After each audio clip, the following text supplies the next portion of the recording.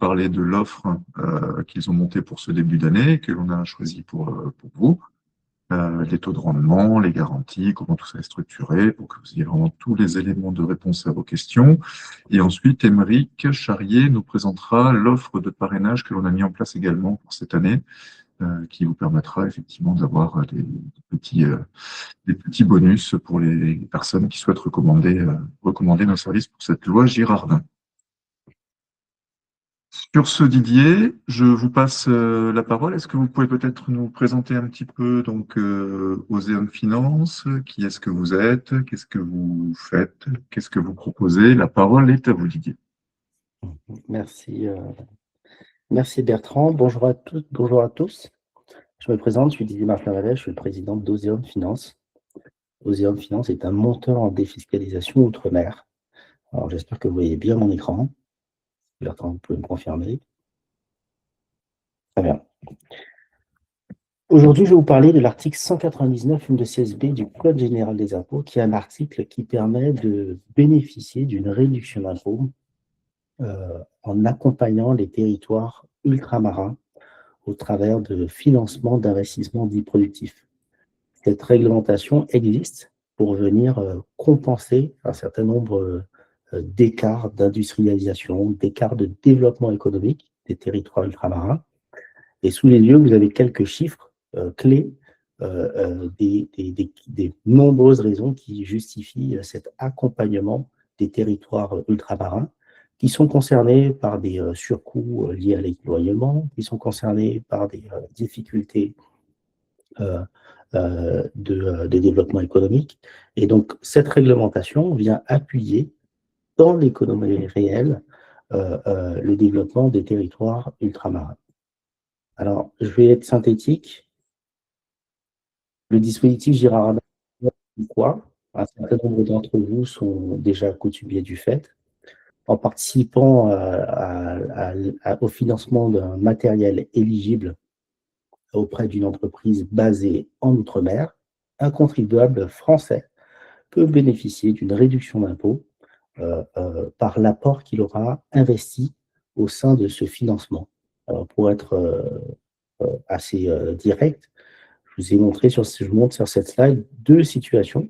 La situation d'un foyer fiscal qui paye 11 500 € d'impôt sans dispositif Girardin, sans don, sans aide à domicile. Et la situation d'une personne, d'un foyer, qui investit dans Girardin avec son apport de 10 000 € au sein d'un cabinet de défiscalisation. Il peut effacer 11 500 € d'impôt, et donc soit un gain net de 1 500 € qu'il n'aura du coup pas payé, puisque la réduction d'impôt acquise et effacée sera de 11 500 € l'année suivante. Il faut comprendre que c'est un dispositif qui est one-shot, qui se fait année par année, et qui permet d'effacer jusqu'à à peu près 53 000 € d'impôts.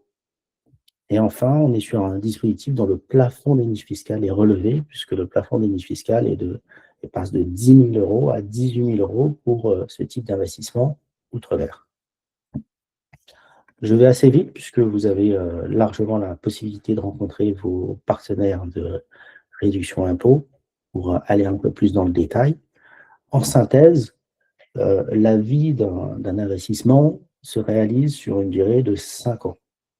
Pendant 5 ans, le matériel qui aura été acheté, côté exploitant, est loué. Et à la fin de la période de location, on prévoit le rachat du matériel, souvent à l'euro symbolique. En parallèle, l'investisseur qui a souscrit l'année N est remboursé de sa réduction d'impôt l'année N+1. Pendant 5 ans, le véhicule fiscal qui aura été constitué à cet effet va faire sa vie, va avoir ses assemblées générales. Il n'y aura ni loyer, ni dividende perçu par l'investisseur. Le seul avantage de l'investisseur, c'est la réduction d'impôt qui aurait été générée. J'attire votre attention sur le fait que la réduction d'impôt est supérieure au montant de l'apport qui est versé. Et à la fin de l'opération, le véhicule fiscal, au bout de 5 ans, est dissous. Et l'investisseur sort de l'opération. Alors, le monteur en défisc a plusieurs rôles. Son rôle, c'est de faire en sorte que ça se passe bien, pour synthétiser. On coordonner le besoin, on fait rencontrer les besoins entre les particuliers qui ont besoin d'optimiser leur fiscalité et les entreprises basées en outre-mer qui ont besoin d'acheter du matériel. On vérifie leur éligibilité, tant sur les critères que sur la viabilité des opérations qui sont financées. Et notre engagement est de suivre l'opération sur toute sa durée de vie, à savoir 5 ans. Oséum Finance est un montant en défiscalisation au capital de 280 000 euros. On est basé à Paris, en Guadeloupe, à La Réunion. Alors, on va ouvrir prochainement, petite info, on va ouvrir prochainement d'ici un mois à Tahiti. Comme tous les monteurs en défiscalisation, on est soumis à une autorisation préfectorale, et donc on est autorisé par la préfecture de Paris. On dispose d'un arsenal assurantiel conséquent dans la mesure où on a une couverture RC Pro, erreur de montage, à hauteur d'1,5 million par sinistre et par année. Et on a compressé cette couverture assurantielle avec une responsabilité civile professionnelle, dite requalification fiscale, de 5 millions. J'y reviendrai longuement puisque la RC requalification fiscale est souvent un point de discussion important et rassurant aussi pour vous en tant qu'investisseur. Oséum Finance, le capital de la société est réparti entre des associés historiques, fondateurs, tels que Michel Spassaro et moi. Sont rentrés dans la société un associé investisseur qui est Serge Benamou. Et on a, il y a un an, un peu plus d'un an, fait l'exploit, et je pèse mes mots, fait l'exploit de faire rentrer le Crédit Agricole, le capital d'Oséum Finance. Donc aujourd'hui, on a un statut très particulier dans la mesure où on est le seul monteur en défiscalisation privée à avoir réussi à faire rentrer une banque à son capital. C'est pas une mince affaire, dans la mesure où faire entrer une banque vous impose un certain nombre de due diligence qui ont été longues et qui ont été fructueuses. Un banquier demande beaucoup de transparence et c'était notre objectif de crédibiliser, de solidifier le partenariat et l'actionnariat de la société. Au sein de l'équipe d'Oséum, l'équipe de direction principale, donc je suis le président de la structure, Éric Baranger, qui est en visio, qu'on voit, est directeur du développement commercial et des partenariats CGPI. Jocelyn Pivot est directeur des opérations, il est basé à La Réunion. C'est un ancien de financier, de Satya, de JP Océan, c'est quelqu'un qui a une belle expérience. Et Michel Spassaro est mon bras droit, il est secrétaire général. Il a notamment travaillé à Sofico et d'autres structures très intéressantes. On intervient sur des territoires où on choisit d'intervenir. Comme je vous ai montré tout à l'heure, le dispositif, il est dans la durée. On n'est pas sur des opérations qui sont courtes. On est sur des opérations longues. Donc, on ne peut pas faire de Girardin si on ne connaît pas les territoires ultramarins. Il est très important de maîtriser, d'avoir une connaissance, d'avoir des partenariats forts ou des collaborateurs sur les territoires pour gérer pendant les 5 ans toute la durée de vie de l'opération. Et donc, on a fait le choix d'intervenir sur des territoires où on a cette maîtrise, soit avec des collaborateurs, soit avec des partenariats suffisamment forts. Et donc, on intervient à La Réunion, en Guyane, en Martinique, en Guadeloupe, un tout petit peu de façon anecdotique à Saint-Martin, à Saint-Barth, c'est encore un peu particulier, et en Polynésie, très prochainement, puisque je vous l'ai dit tout à l'heure, on va ouvrir une agence Oséum Finance d'ici un mois sur ces territoires-là. C'est des territoires où on maîtrise le tissu économique et les acteurs, et notre objectif, c'est d'être présent là où ça fonctionne et là où on a beaucoup de certitudes. Alors, pourquoi choisir Oséum et pourquoi on a eu un fort appétit avec réduction à impôt? Parce que Oséum, de par sa spécificité, est très attentif à tous les sujets RSE. On a été labellisé il y a un petit peu plus d'un an, RSE engagé. C'était important pour nous, puisque, et c'est aussi ce qui a attiré le Crédit Agricole dans cette approche très innovante sur le dispositif Girardin. Notre objectif a été de dire comment on accompagne les entreprises sur les territoires, sur les sujets de la RSE. et comment on fait en sorte que les investisseurs puissent comprendre ou mesurer la performance en réduction de CO2 des investissements sur lesquels ils ont accompagné et contribué. Et donc, ce label a été important dans la mesure où on fait partie des 850 entreprises en France et à l'international qui sont labellisées RSE engagées. C'est le label ISO 26000. Et vous avez deux acteurs en France qui délivrent ce label, c'est Ernst Young, EY, et AFNOR Certification. Comme je vous l'ai dit tout à l'heure, notre engagement RSE se traduit à plusieurs niveaux. Le premier, c'est dans l'accompagnement des entreprises sur les sujets de la RSE. Il faut savoir que via le dispositif Girardin industriel, vous accompagnez des petites entreprises, voire des très petites entreprises. Les sujets de la RSE sont complètement éloignés de leurs préoccupations quotidiennes. On va mesurer en tonnes de CO2 équivalent l'écart de performance entre l'ancien matériel et le nouveau matériel, ce qui permettra aussi de dire vous avez eu un gain de 3, 4, 5, 6 000 euros d'impôts, mais en contrepartie, le matériel sur lequel vous avez contribué à investir est performant et beaucoup plus performant énergétiquement parlant. Et enfin, évidemment, il faut donner aussi l'exemple, Ozeon Finance réalise un bilan carbone annuel qui nous permet aussi de nous positionner et d'avoir des engagements forts sur le domaine de la RSE. Je vous invite à aller les voir sur notre site internet. Alors, Ozeon Finance travaille avec un certain nombre de grandes signatures, de grands noms. J'ai parlé tout à l'heure des assurances. On est chez MMA sur notre RC Pro, et RC d'exploitation à hauteur couverture à hauteur d'1,5 million. On est assuré chez Applied en RC Pro requalification fiscale. Alors, la requalification fiscale, c'est quoi? C'est lorsque l'administration vous dit monsieur l'investisseur, il y a 2 ans, vous avez bénéficié d'une réduction d'impôt, mais ça s'est mal passé. Et ça peut mal se passer pour des raisons diverses et variées.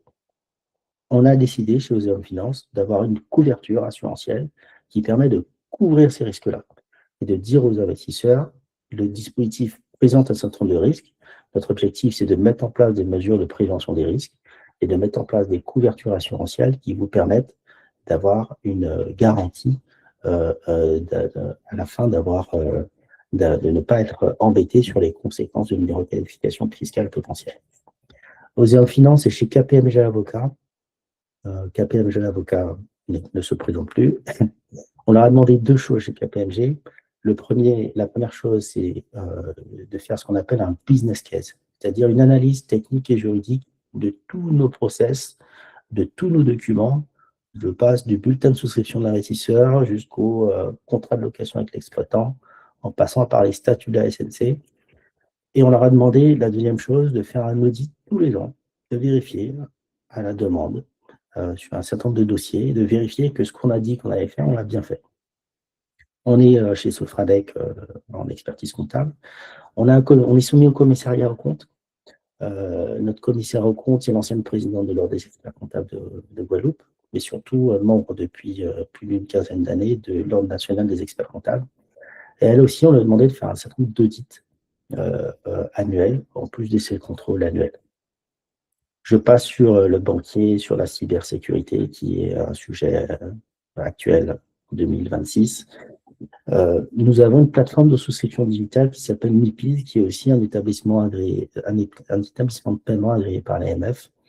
Cette plateforme de souscription vous permet de façon simple de faire vos souscriptions, accompagné évidemment par les collaborateurs de réduction d'impôts.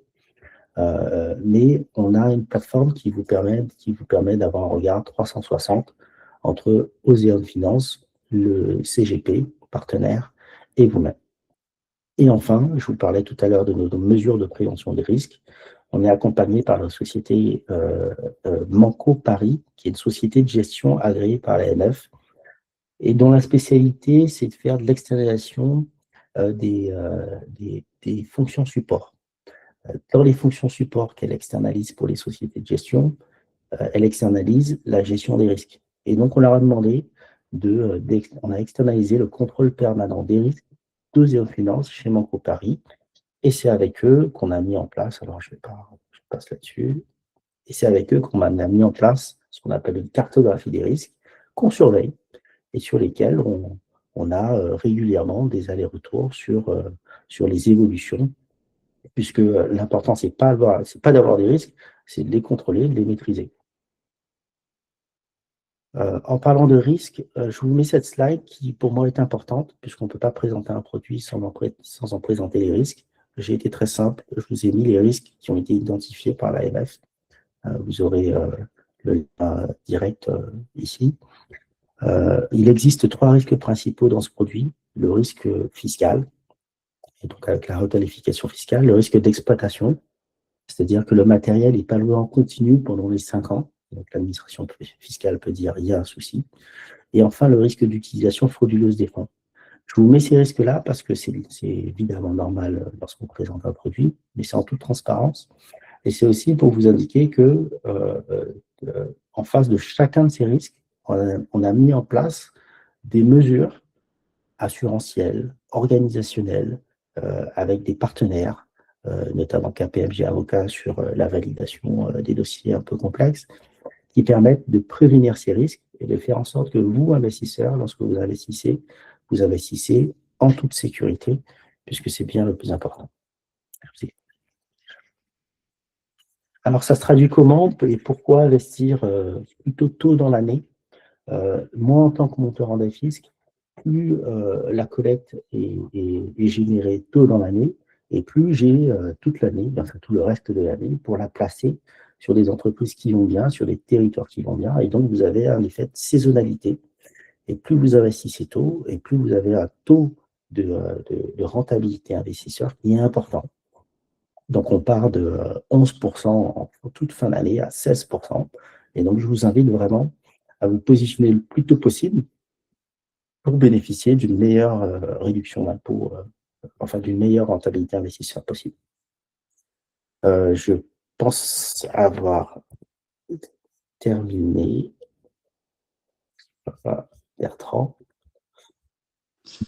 Alors j'ai une question d'ailleurs qui est arrivée sur le chat pour vous, Didier. On a Jean-François qui nous demande: je crois comprendre que la Guadeloupe et dans une moindre mesure la Martinique sont depuis quelques années soumises à des violences qui n'existaient pas auparavant. Taux de criminalité pour 1000 habitants supérieur à celui de la Corse. En quoi cela peut-il impacter ce type d'investissement, Didier?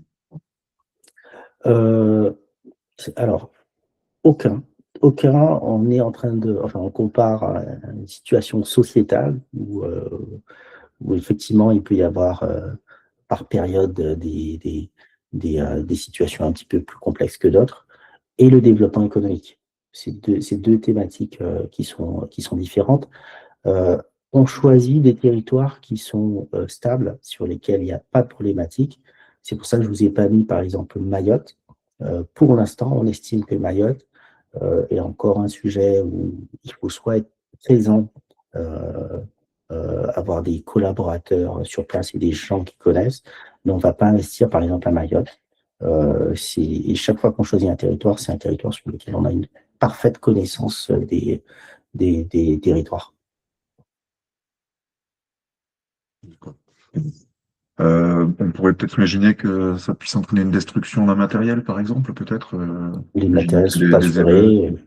Enfin, il ne faut pas caricaturer les territoires. Il n'y a pas plus, de risques. On n'est pas sur un territoire en guerre civile.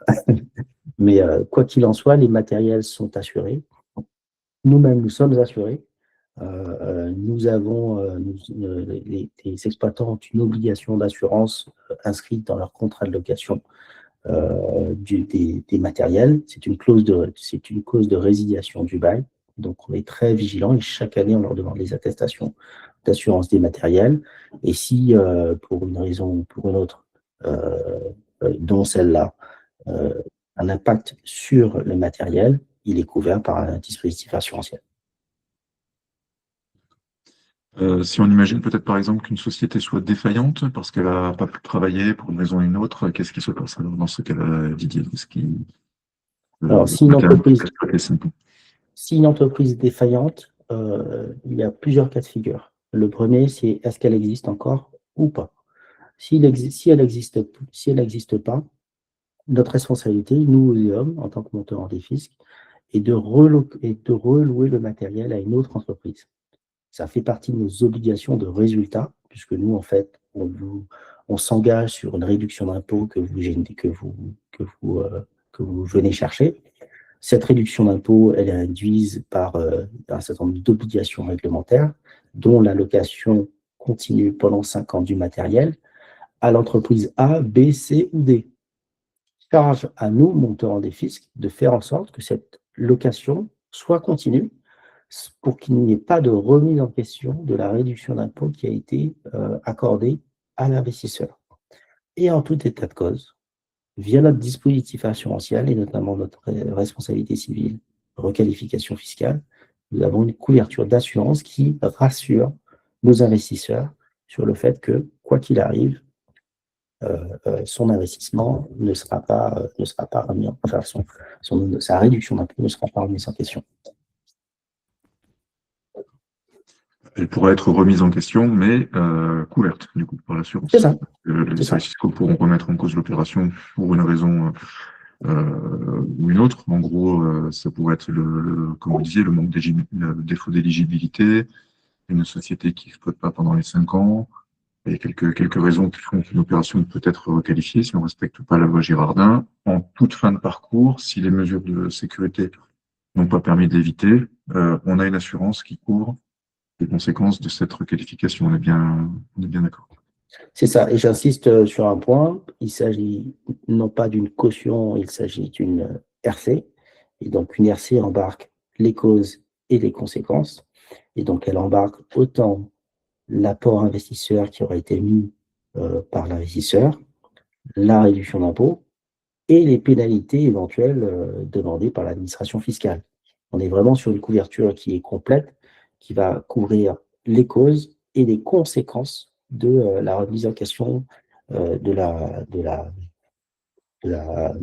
par l'administration fiscale de la réduction d'impôt qui aurait été demandée. Donc on peut investir en toute sérénité. C'est notre objectif et c'est le produit qu'on propose à travers Deuxième Finance. D'accord. Les félicitations, c'est plutôt bien monté, convaincant, pas mal de belles réassurances. Donc j'espère que nos investisseurs partageront notre opinion très favorable sur cette offre, Didier. On n'a pas d'autres questions sur le chat, donc je vous propose qu'on passe sur la partie offre de parrainage avec Émeric, que l'on a souhaité proposer pour ce début d'année. Ah, si, attendez, il y a une petite question qui vient d'arriver, excusez-moi, je ne suis pas tout à fait terminé avec vous, Didier. On a une question qui est: les délais sont très courts pour pouvoir bénéficier des 16%. Avez-vous la voilure pour traiter les dossiers d'ici fin janvier? Alors, non seulement on a la voilure, mais on vous propose de prolonger cette offre, Bertrand, jusqu'à mi-février. Et pour répondre à votre question, oui, on a la voilure pour tout traiter, dans la mesure où nos outils sont particulièrement performants. Voilà. Mais je vous annonce que les 16% sont prolongés pour réduction d'impôt jusqu'au 15 février. Écoutez, c'est très aimable à vous. C'est vrai qu'on a beaucoup de demandes de dossiers depuis le début d'année, donc effectivement, on a nous aussi un petit peu d'encombrement, on va dire. Donc effectivement, on fera en sorte qu'il n'y ait pas de promesses non tenues. Et si on vous dit que c'est bon pour avoir ce taux-là, c'est bien entendu que vous l'aurez. On a une autre question. La plupart de vos concurrents proposent des taux allant de 9 à 12%. Comment expliquez-vous cette différence avec les vôtres, Didier? C'est très simple. La différence, c'est la marge. Une opération Girardin crée de la valeur, puisqu'en fait, l'administration fiscale vous donne un certain nombre de critères pour déterminer le type de matériel, le type d'exploitant, le montant qui rentre dans ce qu'on appelle la base éligible d'un côté. Et elle vous dit qu'en fonction du type de matériel, vous devez reverser 56 ou 66% de l'apport investisseur de la réduction d'impôt. Et après, dans ce qui reste, on doit payer le CGP, avoir une marge suffisante pour Oséum Finance pour vivre normalement, et garder une partie pour assurer la vie du véhicule fiscal qui aura été créé à cet effet. Donc, ça veut dire que la variable entre les deux, elle peut être euh, importante ou très faible. Le choix qu'on fait chez Oséum Finance, c'est de dire qu'on partage la valeur. On partage la valeur entre l'investisseur en lui offrant une rentabilité investisseur correcte au regard de ce produit. On partage la valeur avec le CGP, avec une rémunération correcte, qui est transparente de toute façon, puisque vous avez un rapport d'adéquation qui vous donne le montant de la commission CGP, et un partage de la valeur avec ce qu'Oséum conserve pour assurer la vie du véhicule fiscal et pour vivre. Et donc, notre choix était de dire qu'on met beaucoup d'investissements sur tout ce qui est RSE et on propose une réduction d'impôt attractive à nos clients investisseurs. Mais la différence entre les deux, c'est qu'est-ce qu'on garde à la fin. Quel est le montant minimum d'investissement? Il me semble qu'il est de 5 000 €, Didier, si je ne m'abuse. Alors, c'est tout à fait ça. On peut, par dérogation, accepter des tickets inférieurs dans la mesure où nous, on est monteur en des fiscs et en face, on a fait le choix de travailler qu'avec des CGP indépendants qui ont la parfaite connaissance de votre situation patrimoniale et financière. Et donc, on a toute confiance en leur analyse. Il peut y avoir des cas particuliers. On nous a demandé des tickets de souscription qui sont bien inférieurs à 5 000 € pour des raisons de trésorerie, pour des raisons d'essai du dispositif, pour des raisons diverses et variées. Et donc, on a un ticket minimum qui peut être un peu inférieur. Mais généralement, le ticket moyen, il est de l'ordre de 15 000 €. Il démarre à peu près à 4 000 - 5 000 €, effectivement. Parfait. Écoute, Émeric, on n'a pas d'autres questions qui est arrivée entre-temps. Donc, cette fois-ci, c'est à toi pour l'offre de parrainage 2026. Alors, bonjour à tous. Est-ce qu'on voit bien l'offre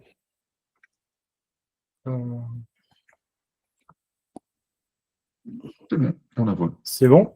Parfait. Donc, effectivement, on a décidé pour ce début d'année 2026 de mettre en place une offre parrainage.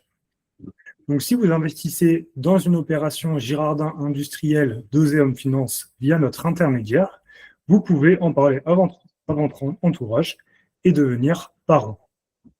Vous recevrez donc une carte cadeau pour chaque souscription Girardin industriel Oséum Finance réalisée par votre ou vos filleuls.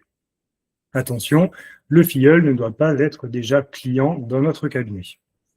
Vous obtiendrez donc une carte cadeau de 50 € pour une souscription de votre filleul comprise entre 5 et 9 999 €, une carte cadeau de 100 € pour une souscription de votre filleul comprise entre 10 000 et 19 999 €, et une carte cadeau de 150 € pour une souscription de votre filleul au-delà de 20 000 €.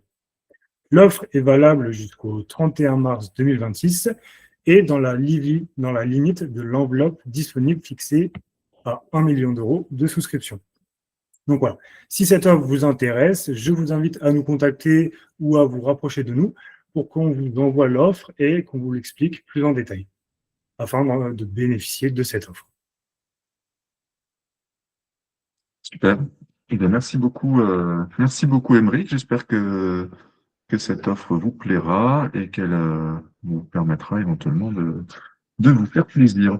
On a une nouvelle question qui est arrivée, Didier. Entre-temps, pouvez-vous préciser le volume d'investissement effectué par votre structure et le volume des investissements réalisés chaque année par l'ensemble des acteurs en Girardin? Comment appréciez-vous le risque de remise en cause de ce dispositif dans les lois de finances à venir, notamment pour 2027? Il y a deux questions, en fait. Il y a deux questions. Le volume d'investissement et le risque futur réglementaire de remise en cause. D'accord. Je vais commencer par la deuxième question. C'est la question réglementaire.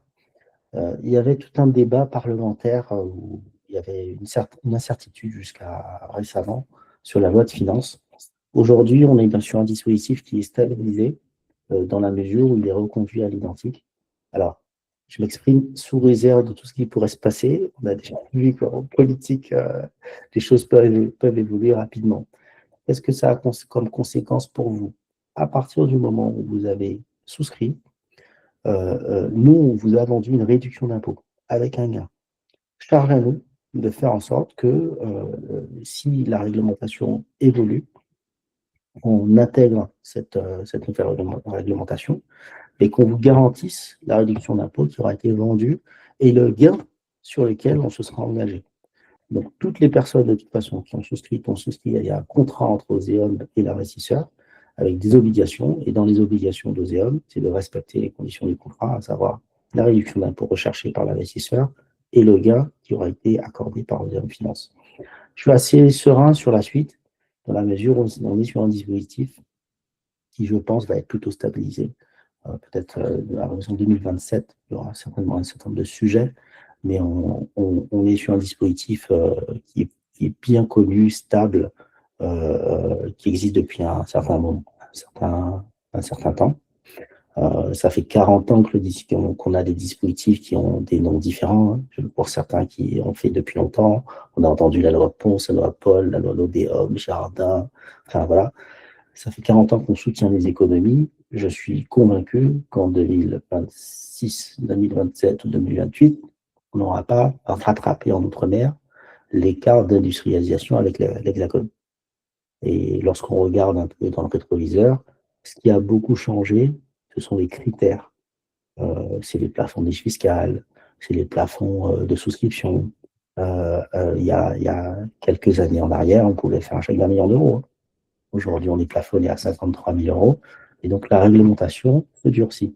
Notre conviction chez Oseum, et c'est pour ça qu'on a intéressé une banque telle que Crédit Agricole, c'est qu'à horizon 2029, il y aura certainement du changement. Et si prolongation du dispositif il se fera au travers de la transition des entreprises. Ça, on en est convaincu, et c'est pour ça qu'on prend un temps d'avance sur toutes les dimensions RSE. Et c'est pour ça qu'on a vraiment beaucoup travaillé sur ces aspects pour être pertinent et être concret sur l'accompagnement et la transition des entreprises ultramarines. Et pour répondre à votre deuxième question sur les volumes, l'année dernière, on a fait un volume de l'ordre de 50 millions de matériel financé sur tous les territoires, alors beaucoup en Guyane, un tout petit peu à La Réunion, pas mal en Guadeloupe et en Martinique. Et justement, cette année, avec le partenariat à Tahiti, on pousse un certain nombre de curseurs pour augmenter notre présence sur les territoires et avoir un peu plus de production à La Réunion. Et on a ouvert des locaux, on a recruté du personnel sur place. Sur les Antilles, on a un ancrage fort, puisque moi, je suis de la Guadeloupe. Et le partenariat avec la Polynésie qui permettra aussi d'avoir des dossiers à l'agrément fiscal préalable, soit en agrément local, soit en agrément Bercy. Ça, c'est important pour nous parce qu'on a des fois des investisseurs qui ont des situations particulières et qui ont besoin d'effacer beaucoup d'impôts. Et lorsque vous êtes sur du plein droit, vous pouvez effacer jusqu'à 40 909 euros d'impôts. Et en agrément fiscal, on peut déplafonner et aller jusqu'aux 53 000 euros d'effacement de l'impôt. Et ça, on a besoin d'avoir un peu plus de produits sur ces aspects-là, parce qu'il y a des personnes qui ont besoin d'effacer beaucoup d'impôts.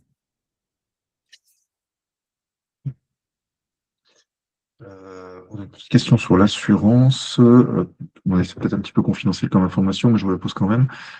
Quel est le pourcentage pris par les assurances sur le taux proposé? Je ne sais pas si ça, c'est peut-être des secrets de fabrication que vous souhaitez. Alors, l'assurance qu'on a choisie, je comprends la question.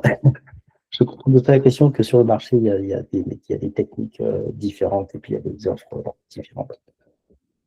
On a choisi sur la finance d'être couvert en RC-Pro. On est couvert en RC-Pro via une prime très chère qu'on paye à l'année, qui nous coûte pas mal. On n'est pas dans un dispositif de caution personnelle où on vous dit on rogne sur votre rentabilité investisseur pour mettre de côté les sous et pour vous garantir que s'il y a un problème, de toute façon, on prendra vos sous pour régler le problème. C'est pas le choix. On a été chercher un assureur externe, donc c'est pas Oseum. Si Oseum demain, je touche du bois, en espérant que ça n'arrive pas, Si Osium ferme demain, en ayant investi chez Osium Finance, vous êtes couvert pendant 5 ans par vos assurances. Et ça, c'est important dans un contexte où on ne sait pas comment la défiscalisation va évoluer. On s'engage sur de la durée. Et donc, on a fait le choix d'un assureur extérieur qui vient nous dire, quel que soit ce qui se passe, on a pris des grands noms. Les 2 assurances, ce sont de grandes compagnies d'assurance qui font confiance à Osium, qui permettent de vous dire, quoi qu'il arrive, pendant les 5 ans, quel que soit le sort d'Osium, je suis couvert et je peux récupérer en cas de qualification fiscale. Et donc, on n'a pas X% qui est dévolu à la RC requalification fiscale. Elle nous coûte un certain montant. On a fait aussi le choix de couvrir toutes nos souscriptions. Toutes les souscriptions passées par Osium Finance sont couvertes par la RC requalification fiscale, sans exception. Il n'y a pas de choix d'option. C'est un principe de base de sécurité de nos partenaires et de nos clients investisseurs qui est intégré dans notre offre. Et pour vous donner une petite idée, c'est plusieurs centaines de milliers d'euros, plusieurs. Voilà ce que ça coûte. L'assurance, effectivement. On a une dernière petite question qui n'en est pas une, mais qui va vous faire plaisir. Didier, je dois vous quitter, mais j'ai pris la décision de souscrire. Donc, vous avez convaincu l'un de nos investisseurs de souscrire. Merci. On s'était engagé sur une visioconférence de 30 à 45 minutes. On est quasiment au bout du délai, donc je pense qu'il va être l'heure de conclure. Je vous remercie vraiment chaleureusement, Didier, pour cette présentation. Merci d'avoir pris du temps pour nous expliquer tous ces détails très intéressants et très précis. Eric également, merci beaucoup. Merci à vous tous qui avez été présents. J'espère qu'on n'a pas été trop long ou trop technique. Si jamais il y a des questions qui restent, vous n'hésitez pas à nous les envoyer. On sera bien entendu ravis d'y répondre. On vous souhaite à tous et à toutes une bonne pause déjeuner si ce n'est pas encore fait. Et on se retrouve très bientôt pour parler de la suite de tout cela. Merci beaucoup. Merci à tous. Au revoir. Au revoir. Au revoir. Merci à tous et à toutes. Au revoir.